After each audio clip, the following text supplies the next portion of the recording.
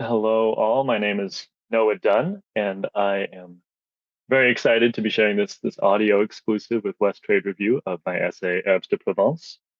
Big thank you to Dan White for his editorial work, to Madeline Sullivan for orchestrating this recording. It's been great to work with the folks at West Trade Review.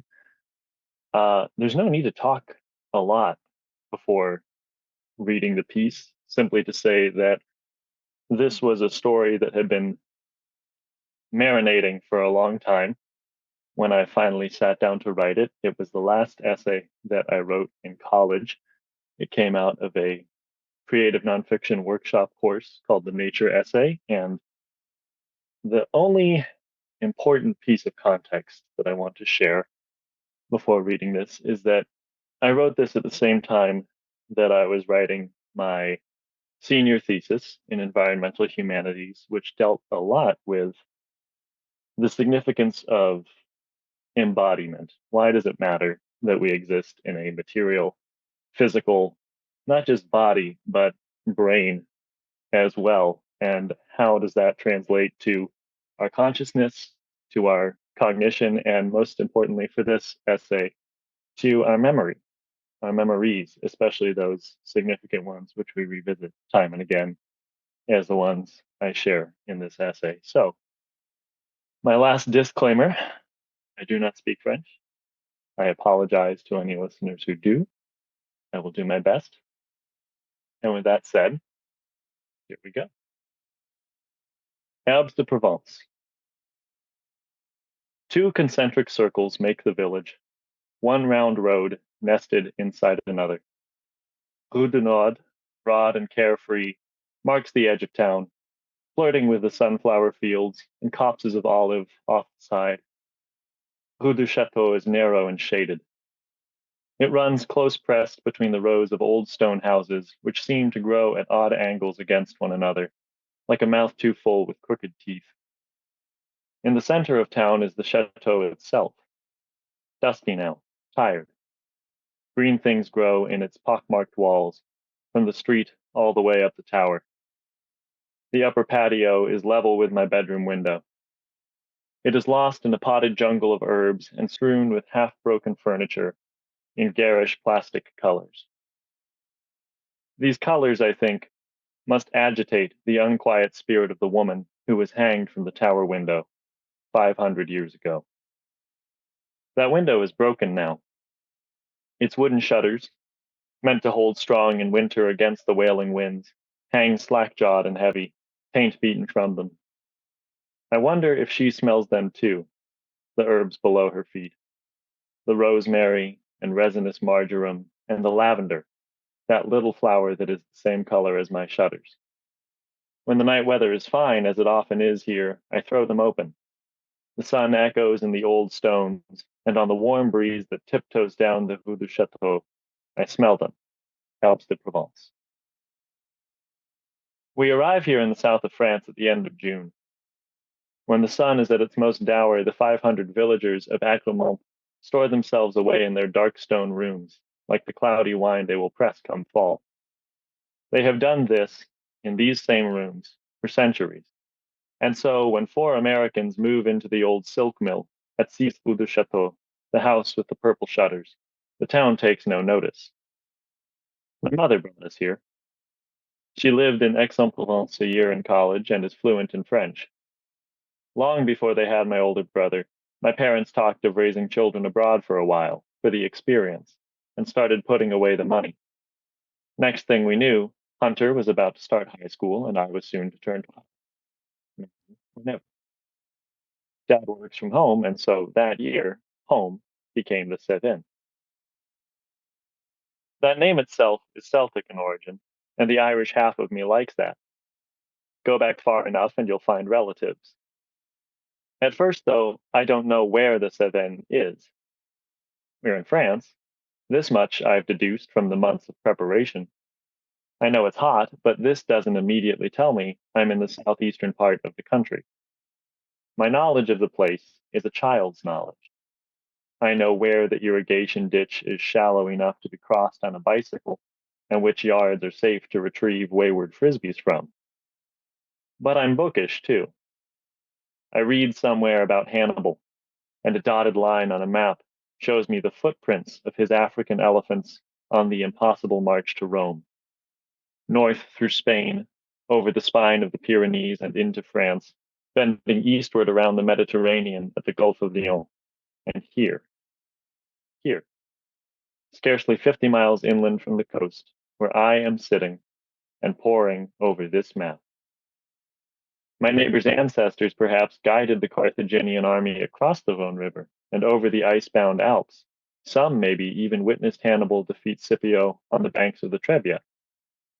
This part of the world feels ancient, and the more I read its histories and wander in its fields, the more conscious I am of my youth. Roman ruins abound in the weathered limestone valleys, though it hardly feels fair to call them ruins. The Pont du Gard, the aqueduct which brought water to ancient Nîmes, stands as straight and tall as the day it was built. It was the timelessness of that same bridge that so awed Rousseau and caused him to sigh, "Why was I not born a Roman?" This land is long lived on, as are most places on earth. Here, unlike on my home continent, nobody tried to destroy the evidence. All this to say, I wonder about the woman in the window. It's an idyllic summer. We take frequent jaunts to a waterfall on the Vise River to fish and swim. Dad works, but a little less than usual, and always makes time to talk about books and the local history. Hunter has a travel-sized electric guitar, a nifty thing with the tuning pegs built into the body instead of at the head. He's learning to shred and growing his hair out to match. Our parents leave our education largely in our hands, although Dad insists we read Robert Louis Stevenson's Travels with a Donkey in the Cevennes. We are thrilled to find that the author of so many of our childhood delights traveled these same hills with little more than a donkey and a notebook. Once, caught in a storm and bundled in his furs, he ate his ration of chocolate and dry salami simultaneously and found it pleasant. I elect not to replicate the experiment. In the evenings, when the heat eases and a breeze slinks down from the highlands, Hunter and I ride our bikes through the vineyard. There is an abandoned warehouse south of town, next to an olive grove, and we climb the trees and pelt each other with the wrinkled pits of fruit. We both miss our friends, and the few village children are standoffish. They know, I think, that we are only passing through. In the first few weeks, a boy my age named Paul kicks a soccer ball with me and takes me to the corner of the Rue du Nord. There is a house there with a big yellow wall around its yard. Paul leads me into a culvert under the street, roomy enough for two skinny adolescents. A grate in the wall shows us the inside of the yard and the dozen half-feral cats who live there. They slide mewling through the bars and allow us to scratch their chins in exchange for oil from a sardine tin. And then I never see Paul again. I don't mind. He was kind enough, but I also know that I am only passing through. And there are other things to occupy me. Friday mornings find Mom at the market in Lédignan, the next town over, and thereafter creating something marvelous with whatever she had found. She is alive in that kitchen, its floor tiles the color of honey, countertops brick red and embossed with chubby ceramic cicadas. At midday, when Dad breaks for lunch, we all gather around the little table to talk, read, and eat. I don't know how to explain my mother's relationship with food. It's not enough to say that, as the youngest of 6 kids, going to culinary school after grad school set her apart, though that much is true. And it's not enough to say that, after surviving a cancer that she blamed on the plastic American diet, she fell in love with real food.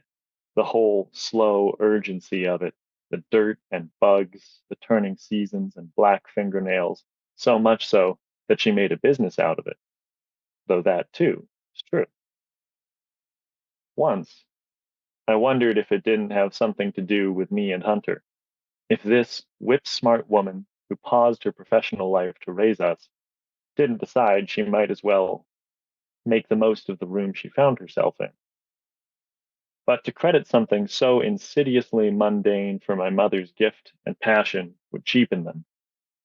The simplest truth, I think, is that my mom is an artist. It's like this. Mom used to wear her hair long.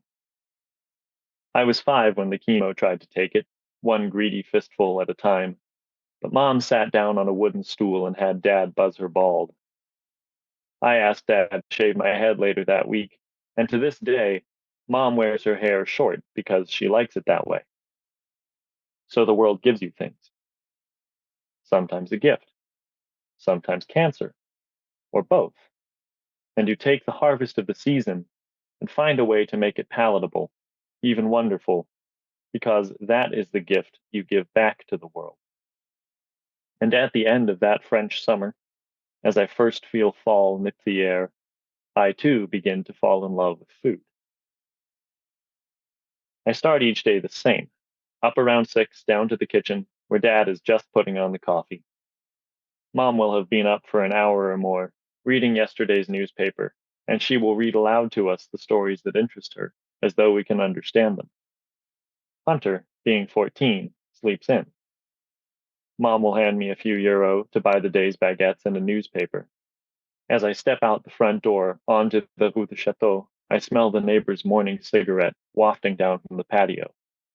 The scent lingers as I walk to the antipode of the village, to the épicerie, and greets me when I come back through the door into number 6.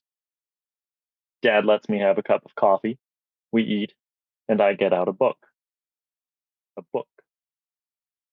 It would be impossible to travel with the paper needed to feed this family.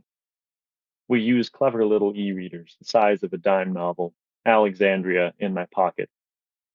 I read a book or two a day, but I miss paper. I'm too young yet to know the reason. Imagination means more when nourished by a solid world. This is the world I find with my mom. It's harvest season. My mother's invocation pulls me out of my book, onto my bike, and off to the market in the dig, as we have nicknamed Dedignan. There, I am strangely, wonderfully illiterate. Mom's conversations with the farmers and the vendors I can follow, at least halfway, but those aren't interesting. When she converses with the produce, my God, the produce. I try to listen, and I do not understand a thing. It's nonverbal, prod, sniff, or a tap with the knuckles. I don't know what they say to her, but I want to understand them. The voluptuous aubergines and the candy red tomatoes in their green velvet caps. On the ride home, I hike a produce laden bag onto my shoulder to better smell its heavenly fresh bouquet. Mom discusses recipes out loud, not that she ever follows them. On the ride home, I hike a produce laden bag onto my shoulder to better smell its heavenly fresh bouquet. Mom discusses recipes out loud, not that she ever follows them, and suddenly her imagination makes more sense to me because its seeds are hanging from my arm. Most of my education happens in the kitchen. I'm too short for the countertops, so I learned to dice an onion while sitting at the table. Strange, I think, that we impose a grid over the circular geometry of concentric rings. The stovetop is a little high for me to see easily, but Mom tells me to rely on my nose. The olive oil is hot enough to saute the onions when you smell grass and ripe apple. Let them sweat a little and listen for their soft pops to wane before adding the garlic. Did you ever imagine sulfur could smell so wonderful? Quash your imagination a moment and actually taste the food. Now imagine what's missing. Mom mixes her own herbes de Provence. Bundles of dried plants hang on the wall like some medieval apothecary, and she crumbles them together in a bowl. I mix it once, but I add too much lavender, and the whole thing tastes like soap. Good things become great in moderation, Mom says. I turn 12. So passes the fall. A small gravel courtyard adjoins the house, just out the kitchen doors. Livestock were kept there once, and now 4 bicycles lean under the arch of the double door that leads out onto the Rue du Chateau. A pair of purple sawhorses stand in line by the woodpile. Winter comes, and with it, the beginning of a growth spurt and itching, aching joints that make it hard to sit still. I spend much of my time in the courtyard splitting wood. The hard oak is so well cured, it has begun to turn silver and catches in the cast iron stove like a charm. But I build each fire, as if its alchemy will fail to transmute that silver and spill it golden across the living room, as if it will not honey the tiles under my mother's bare feet, as if it will not cause the warped and puckered boards of the upright piano by the front door to stretch, creak, and fall a little further out of tune. I think Dad misses his piano. One day he tries to tune this one with a socket wrench, gives up, and plays If Ever I Would Leave You from Camelot, skipping the French madrigal at the start straight to the English love song.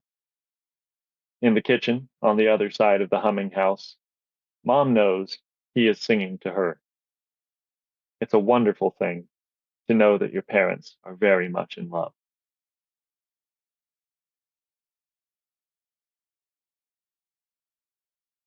With the winter comes the Mistral, the wind that means master in the Occitan dialect. It comes howling down from the Pyrenees in the west and the Alps in the east, a wild thing fleeing snow. It gathers speed and fury in the narrow limestone chasms of the Cevennes until, like steam shot from a kettle, it crashes headlong into the Mediterranean surf. I watch it snap a tree in half, and on the high ruined walls of a mountaintop castle called Les Baux, it tries to throw me over the cliff. But the harvest has already come. The master is too late. It threshes rows already shorn of wheat and wanders in fields of set sunflowers and sleeping lavender. On these winter nights, it finds only the woman in the tower. It undoes the knot around her throat and runs with her through the town, while the master stays out in the street to rub against bolted shutters and howl like a jealous cat. She unlatches them with clever fingers and slips inside the house.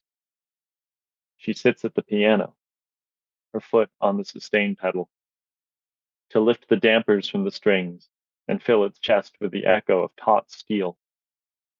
Most of all, she likes to stand a moment outside my room. The pause in her footsteps wakes me before pushing the door ajar. What begins as fear becomes gratitude. This sleeplessness is an opportunity. And they become my accomplices, these two, as they cover the sound of my nighttime escapes. I creep downstairs, through the kitchen and into the courtyard. I use the sawhorses. I sit astride them and shimmy up the back, over the neck, and dismount.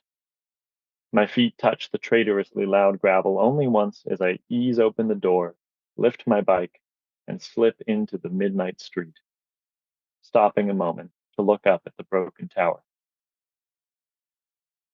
I splash through the culvert, under the Rue du Nord, and bring my sardine tin tribute to the cats. Even in the winter, they live in the yard. They seem glad of a warm body to press against. In the fallow rows off the road, the tractor's ruts have hardened with the cold. They make for marvelous biking tracks, and once I follow them all the way to the dig to walk the market stalls in the dark. A million possibilities are poised at the crossroads between these satin shadows and my imagination. The old warehouse south of town has a loose window that can be jimmied out of its frame, and inside are boyhood curiosities, old cigarette butts, a handful of coins. I like to climb the stairs and look out a broken window onto the olive grove. Moonlight limns the edges of the woman's ragged dress as she dances with the master amid knuckled branches. They twist and whirl and curtsy and caper until the master leaves, called to the sea, and the woman is left to stand alone. I come down from the window, I take her arm, and we walk back home along the Rue du Nord. I introduce her to the cats, who lick my knuckles where a sheen of oil lingers. We stroll up the Rue du Château, and with her quiet hands, she unlatches the courtyard door for me and bids me good night. From my bedroom, I watch. Across the street, in the broken tower, she appears. She sits on the sill, ties the noose again around her neck, and falls forward. In the morning, I come downstairs at the usual time. Mom hands me coins for the day's bread, then makes a sound of concern and takes my wrist. Sweetheart, what happened to your hand?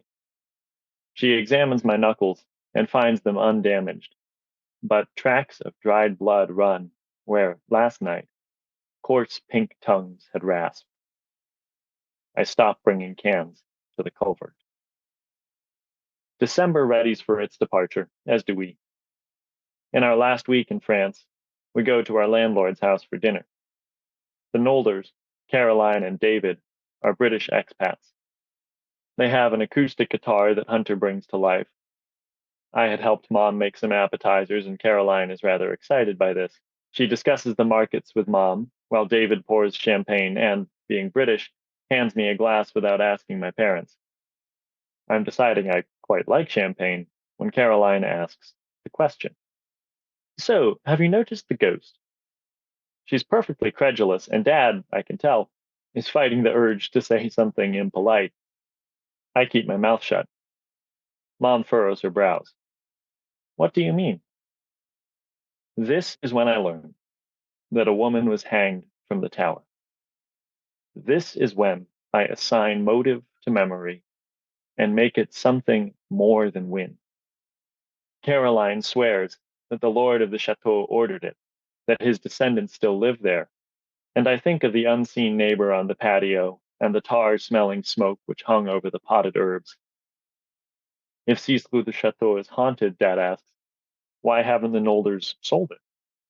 Well, says Caroline, she's perfectly friendly, isn't she?